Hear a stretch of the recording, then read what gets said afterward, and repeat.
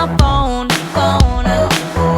What's going on the floor? I love this record, baby, but I can't see straight anymore. Keep it cool. What's the name of this club? I can't remember, but it's alright, alright. Just dance, gonna be okay. Da-da-doo-doo, just dance. That record name. Da-da-doo-doo, just dance. Gonna be okay. Dance, dance, just dance. Wish I could shut my Playboy mouth. How'd I turn my shirt inside out? Right. Control your poison, babe. Roses are thorns, they say, and we're all getting hoes tonight. What's going on the floor? I love this record, baby, but I can't see straight anymore. Keep it cool. What's the name of this club? I can't remember, but it's alright, alright. Just dance, gonna be okay. Da-da-doo-doo, just dance. That record name. Da-da-doo-doo, just dance. Gonna be okay. Just dance,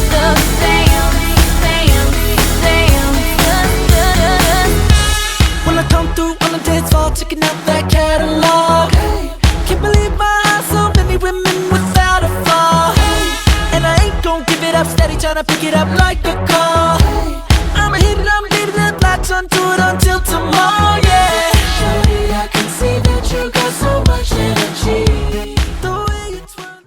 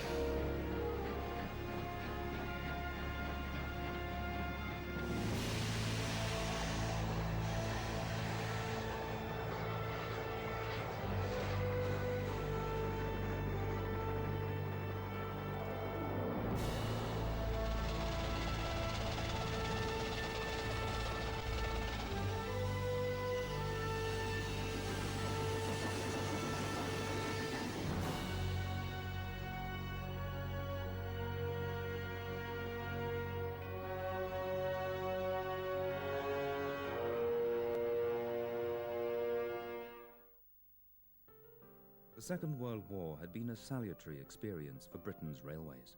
Standards of maintenance and availability of skilled labour had dropped to an all-time low. At the same time, equipment, locomotives in particular, was expected to work harder than ever before, without appropriate attention. Robert Riddles of the London, Midland and Scottish Railway had been seconded to the Ministry of Supply to design and expedite the production of locomotives for war work.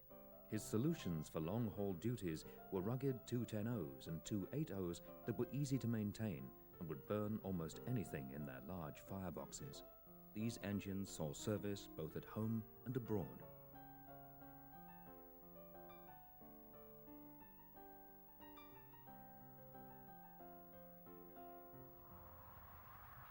A large batch of similar 280s had been built in the USA for war work, and many ran on Britain's railway network between 1943 and 45.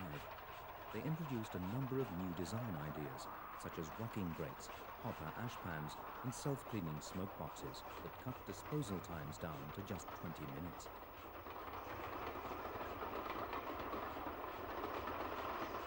British designers like Riddles of the Ministry of Supply, Charles Fairbairn of the LMS, and his successor H.G. Ivett took note and incorporated such ideas in their new designs. It was just as well, for railway operating conditions were to change dramatically in peacetime.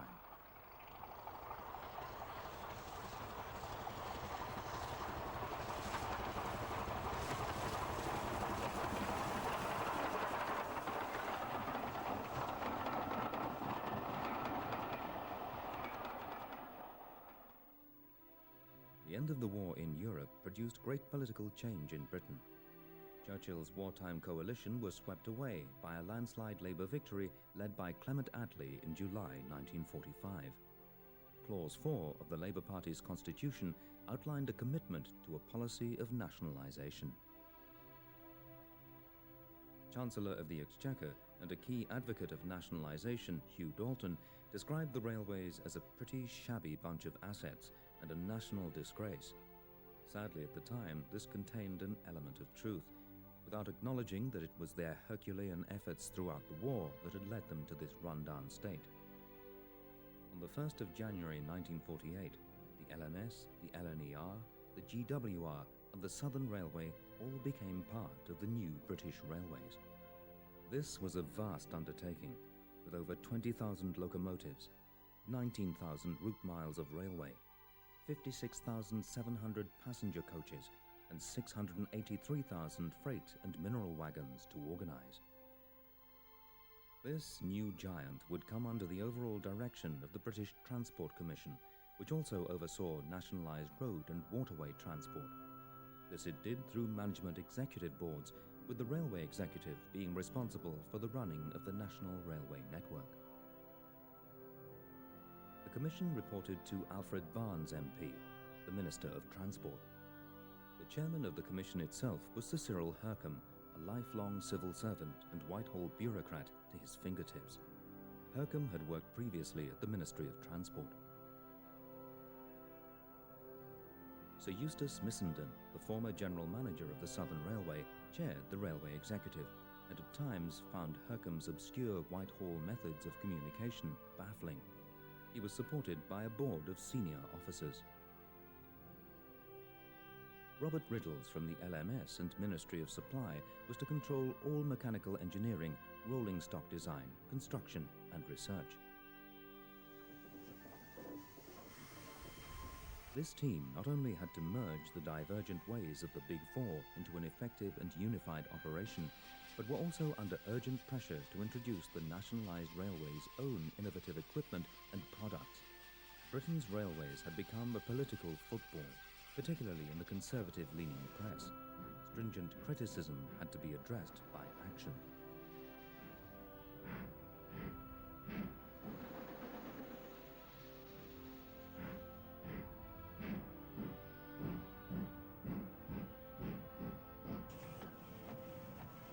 Riddles appointed a raft of committees to examine every aspect of his brief, but at the same time put in motion a series of locomotive testing exchanges. These attracted a great deal of attention, but provided little information on locomotive performance that wasn't already known.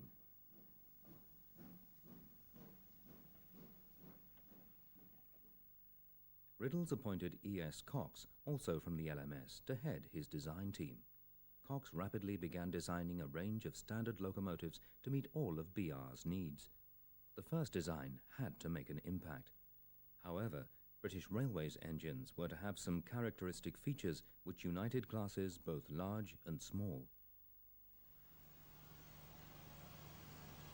The designs were to feature two outside cylinders with a high running plate and outside Walschaerts valve gear controlling large, long-travel piston valves, tapered boilers with wide or conventional bell-pair fireboxes depending on the locomotive size, featuring high-degree superheat, rocking grates and hopper ash pans were to be employed. Inset bunkers were applied to many of the smaller designs, aiding rearwards visibility, and the cab control layout was standardized. A desire to use bar frames could not be incorporated due to manufacturing constraints, but otherwise BR locomotive construction showed strong influences from US practice.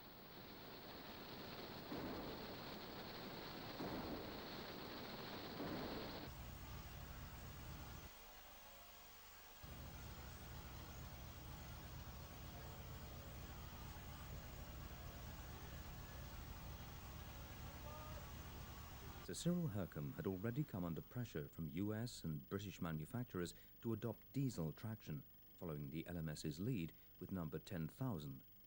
However, Riddles was adamant that in the lean financial circumstances of the time, steam would deliver more pounds of tractive effort per pound sterling of investment. In January 1951, the first British Railways standard locomotive, number 70,000, entered traffic. Introduced to the press at Marylebone, Britannia was Britain's first standard gauge two-cylindered Pacific.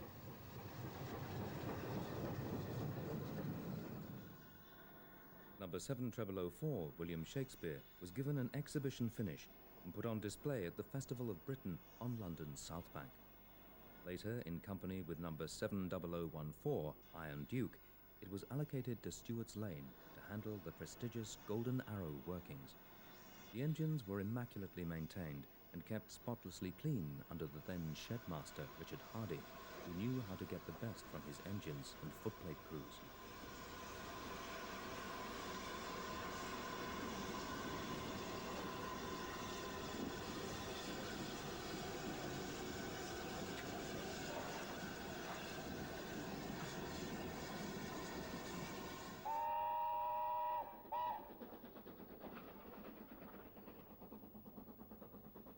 The 7MT power rating was fully justified. Once drivers realized that the Britannias weren't designed to be the equal of LMS Duchesses or LNER Pacifics, they were welcomed, except on the western region.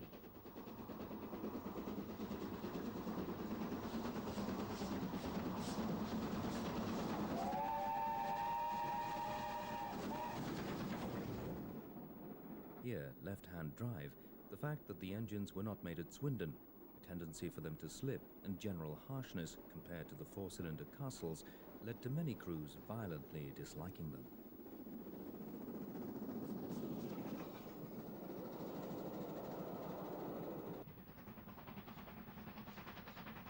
Additionally, there were some teething troubles, but these were only to be expected with such an innovative design.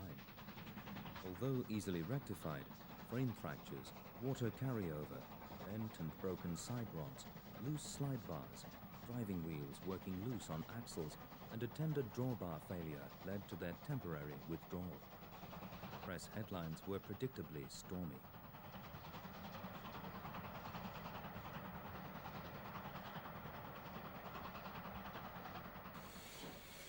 The first large batch of Britannias was allocated to former Great Eastern lines, where they revolutionized the Liverpool Street to Norwich services and were greeted with acclaim by footplate crews and shed staff alike. In April 1951, the new Standard Class 5MT was introduced.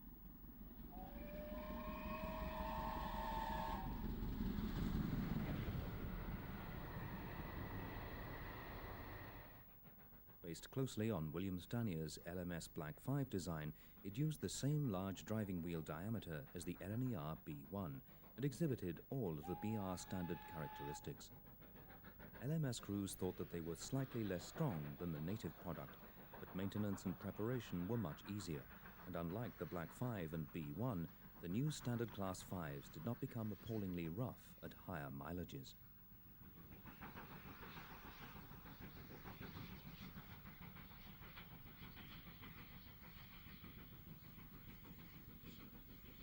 Once again, they delivered very rapid shed turnaround times and offered high availability.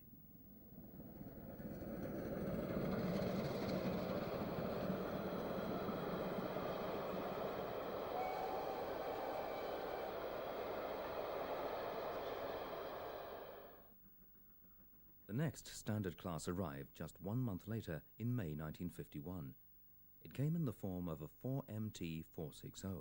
A new design from the ground up, although it did share components with 2 other designs.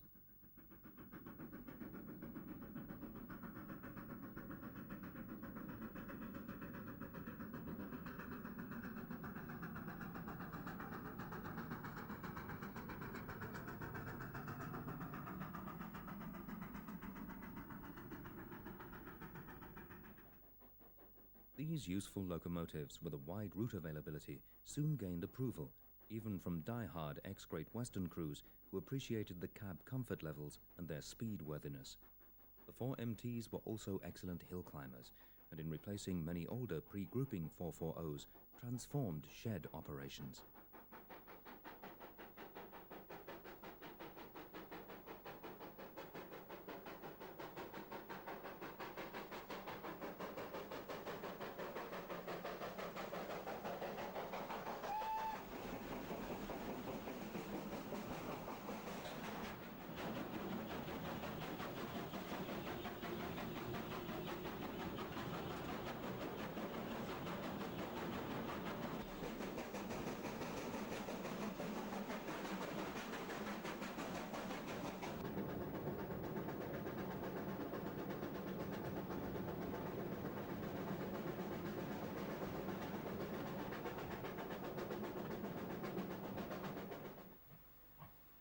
Six years earlier on the LMS, Charles Fairburn had modified the highly successful Fowler Stanier 264 tank design with a slightly shorter coupled wheelbase, greater accessibility and route availability.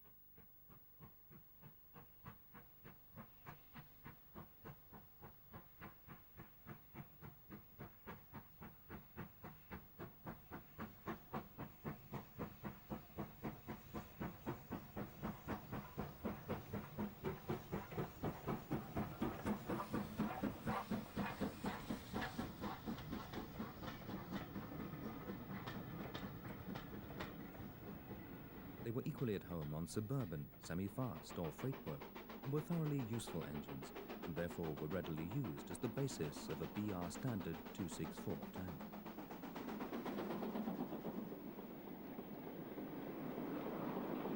The big tanks, as they were often called, were capable of running at speeds in the low 80s and were quite capable of handling very heavy trains on lengthy workings.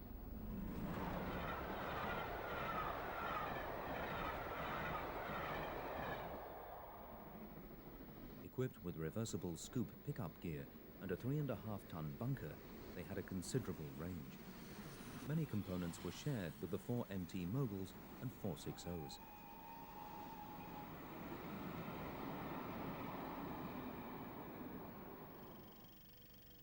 The influence of the USATC S160 locomotive had been obvious in the LMS Ivat 4MT 260 with its readily accessible motion and high running board.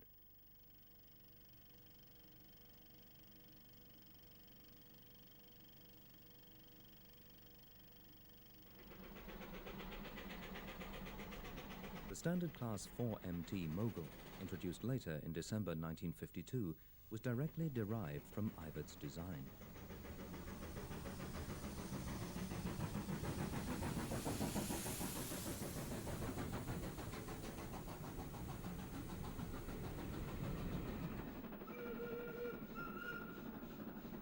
Mostly built under BR auspices, the class might have been considered an unnecessary addition to the range.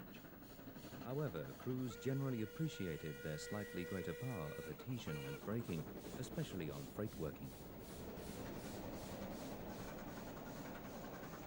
The Class 6MT Clan Pacifics followed, but queries over their steaming capacity and adhesion resulted in only 10 being built.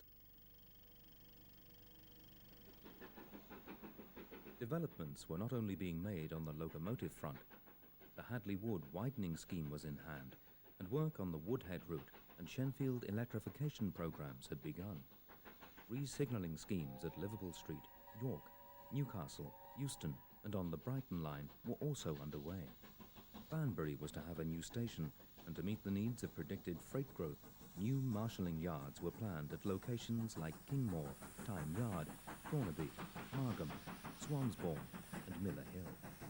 Sadly, the effect of future road competition was not even considered, and projects such as the huge Bletchley flyover would rapidly become white elephants. Cox's team had not been idle in the development of rolling stock either. A new range of carriages based on LMS practice was introduced and rapidly put into production. These BR Mark Is used a steel underframe and body panels with Pullman-type gangways, Buckeye couplings, and variable internal layouts. The Mark I's riding at speed was criticized, But the excellence of their production engineering cut costs dramatically and reduced maintenance. Many wooden-bodied coaches were progressively replaced.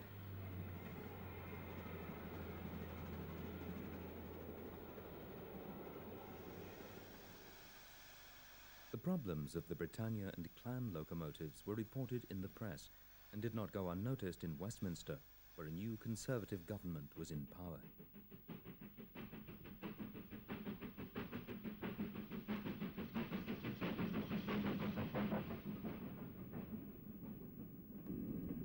The new Minister of Transport, Alan Lennox Boyd, was very much on the right of the party and a bitter opponent of nationalisation and centralisation.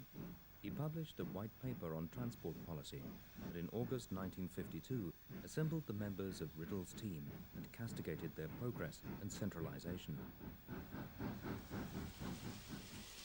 Politically led change was once more in vogue and an air of uncertainty prevailed. The white paper spelt out the end of the railway executive and the demise of any hope of integrating road and rail transport. Road transport would be privatized and unleashed, whilst the railways were bound by their common carrier status.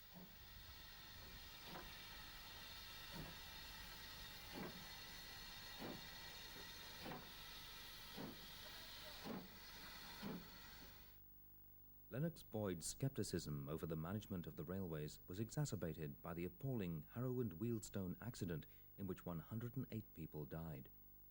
Pressure for the widespread introduction of an automatic warning system grew dramatically, but the BTC was unable to approve this until 1955. The Commission had now received a report instigated by Hercombe in 1947 advocating diesel rail cars and shunters, Great Northern Line electrification, and a trial of 100 2,000 horsepower diesel-electric locomotives. Perhaps because these proposals lacked costing and funding information, the railway executive ignored them and continued with its focus on steam.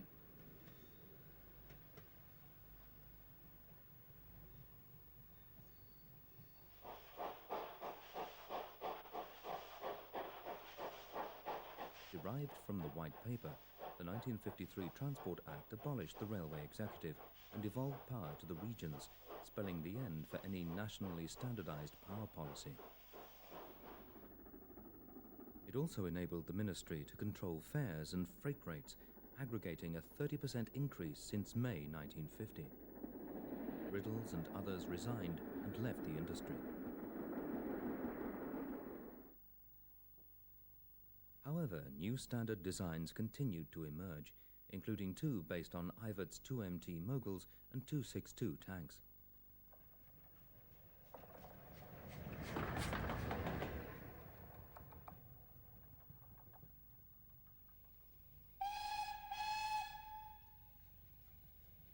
They were thoroughly modern locomotives, with a very wide route availability, and after drafting improvements at Swindon, they proved themselves very useful.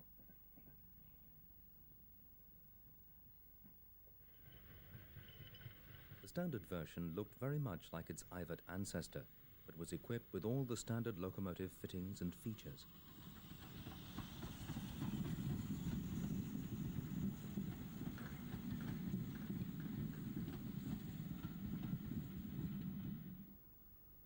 In replacing tired old designs, the 2MTs offered some of the greatest cost savings.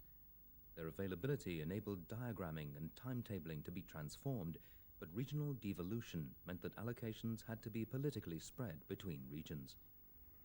This prevented the possible economies of creating areas solely serviced by standard locomotives.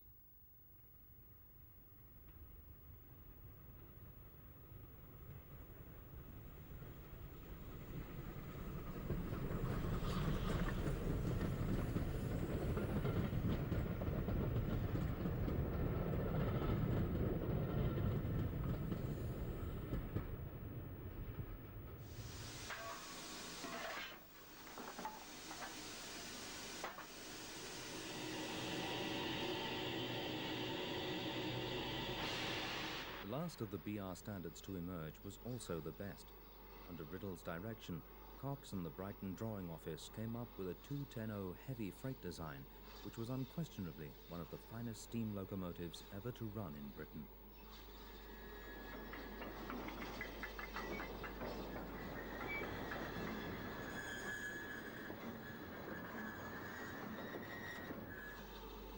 The 140-ton 9F, introduced in 1954, proved capable of hauling 1,500-ton trains and could even start 2,200 tons.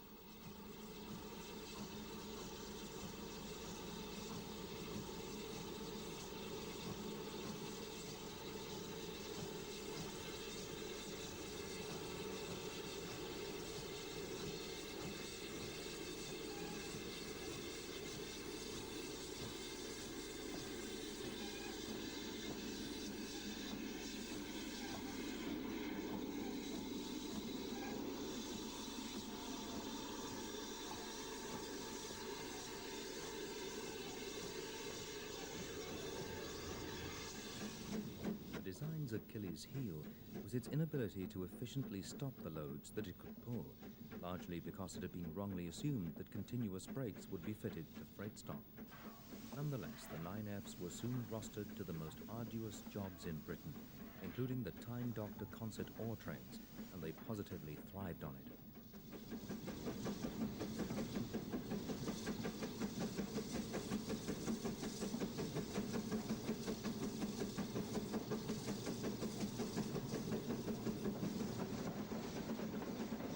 Many were built with double chimneys, some were fitted with stokers, and one carried a diesel ejector, but it was hard to improve on an already excellent engine.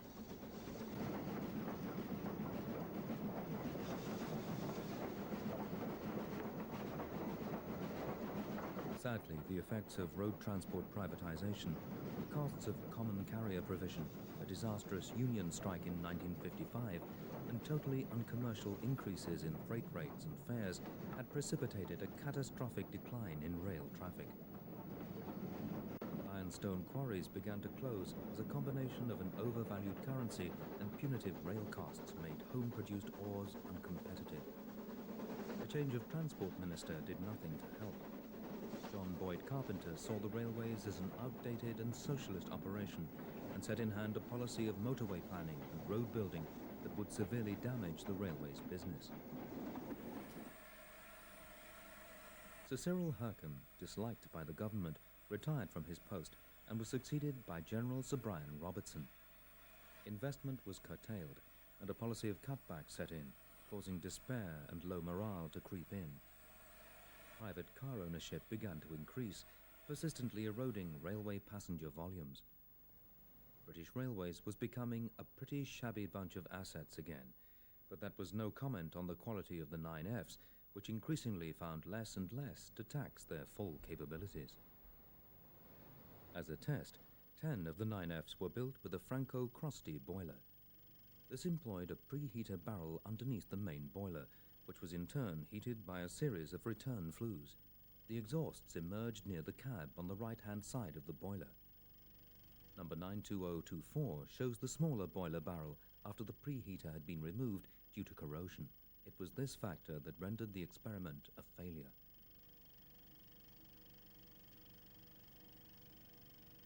The 9Fs were frequently used on passenger work and ran well, though sometimes suffering excess cylinder wear. Swindon turned out number 92220 in March 1960 in full Western Region passenger livery, and it was ceremoniously named Evening Star. It was to be the 999th standard locomotive and the last ever steam locomotive built for British Railways, a fact mourned by many who attended the poignant ceremony at the works. But there was a single standard locomotive that many hoped held promise for the future of British steam. The destruction of number 46202 at Harrow led to an additional design being added to the original standard range in 1954. It was a three-cylindered Class 8B Pacific, employing British Caprotti valve gear. Number 71,000 Duke of Gloucester initially proved to be a poor steamer, yet its cylinder efficiency, based on the Rankine cycle measurement, exceeded that of any other simple expansion steam locomotive anywhere in the world.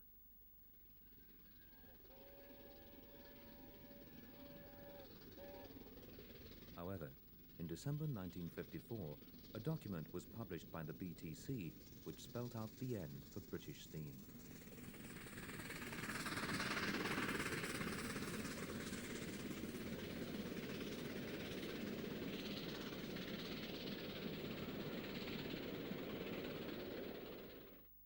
The modernisation and re-equipment of British Railways plan confirmed that the steam locomotive no longer had a future on Britain's railways. Duke of Gloucester became an embarrassment.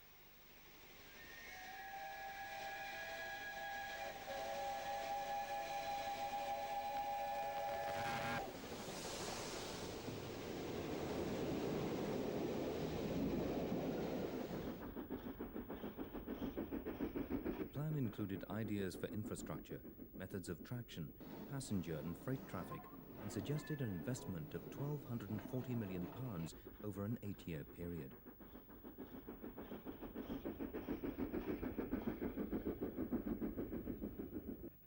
In many ways, it was based on fundamentally flawed assumptions of traffic type and growth, and on an unrealistic savings potential. But losses were already rising dramatically, and something had to be done. It was a death sentence for steam traction, despite the fact that many of the newest engines in the 19,000-strong fleet had a life potential of 40 years.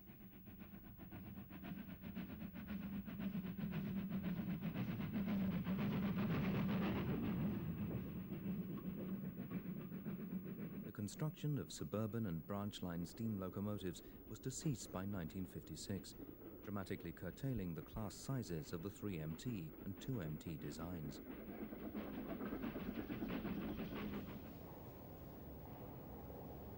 A carefully planned diesel locomotive testing and selection program was envisaged, and the overall building of steam locomotives would be gradually phased out.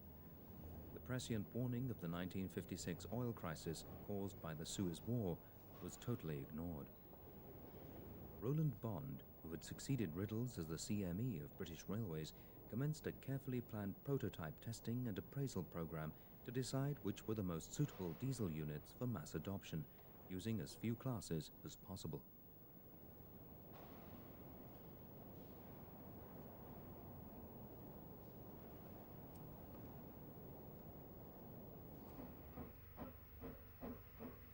In the interim, steam would continue to be gradually displaced.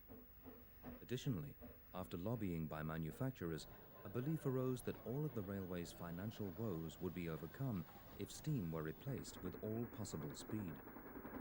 A chaotic rush of dieselization commenced, with results that were little short of catastrophic.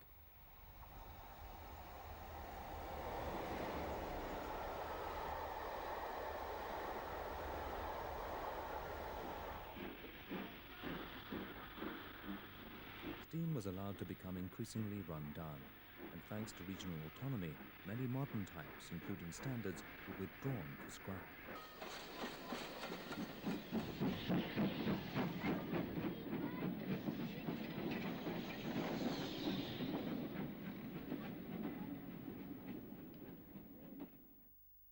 Matters reached such a pass that in 1961 the Transport Minister, Ernest Marples MP, acted to dissolve the British Transport Commission. It was replaced by the British Railways Board, headed by Dr. Richard Beeching, formerly of ICI.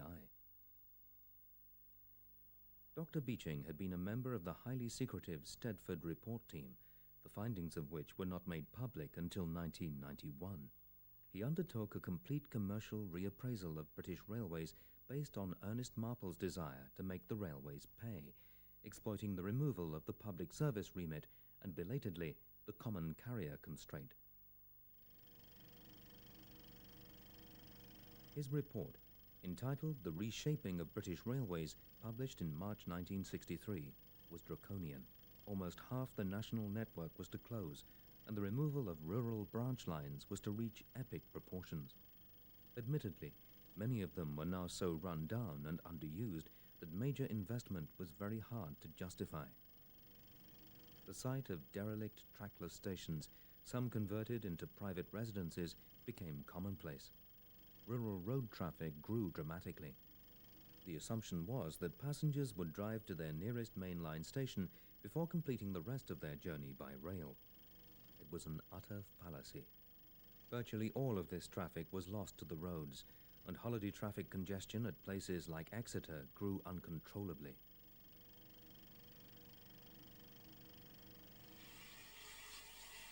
With the reduction in rail services and increasing deliveries of new diesel power, steam was rapidly replaced. By early 1968, its sphere of operation had contracted to the northwest of England. Here, locomotives were often cleaned by enthusiasts who photographed virtually every move.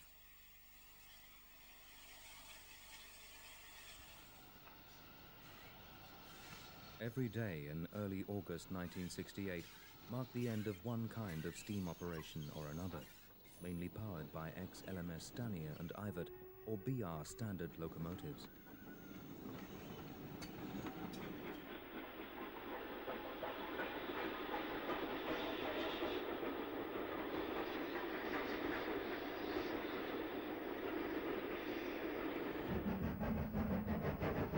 The last operational standard engine was number 70013, which took part in the final 15 guinea special from Liverpool to Carlisle via Hellifield on the 11th of August.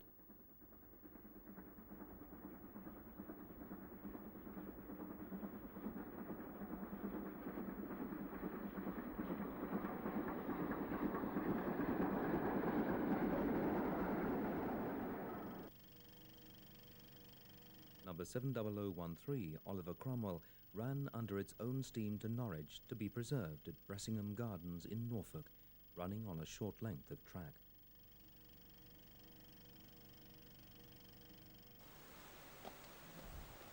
"19,000 locomotives, 2,500 of them less than 20 years old, were withdrawn for scrap in a decade, swamping scrapyards and reducing scrap values drastically. Number 71,000, once seen as steam's hope for the future, lay mutilated and rusting with 300 other carcasses in Barry scrapyard.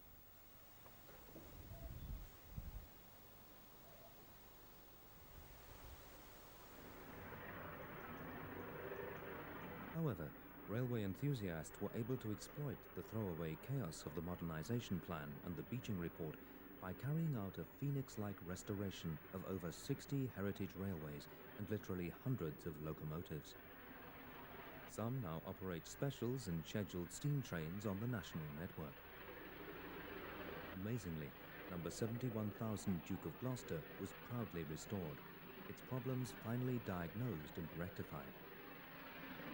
In preservation, the locomotive has produced astonishing performances beyond the capabilities of a 2,750 horsepower diesel electric, showing that the potential of British steam was very far from exhausted in 1968.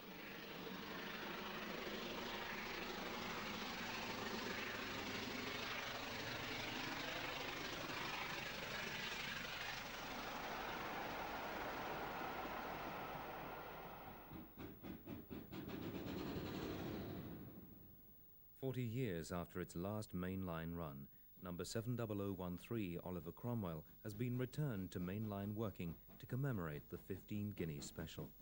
Even after 2 centuries, Britain has still not run out of steam."